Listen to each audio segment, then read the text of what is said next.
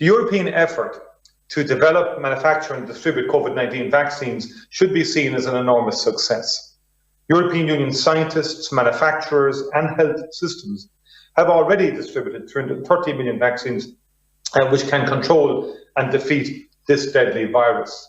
And 300 million doses have been exported from the Union, making the European Union the only region in the world contributing so far to the wider global challenge of making us all safe through vaccination. And this, of course, includes millions of doses which have been helping the UK's population in the face of new and more dangerous variants. We have not played political games or sought any geopolitical advantage from these vaccines. And in the months ahead, we will further ramp up production with major new manufacturing capacity coming on stream in countries across Europe, including Ireland. Europe is the engine behind the global answer to a global challenge.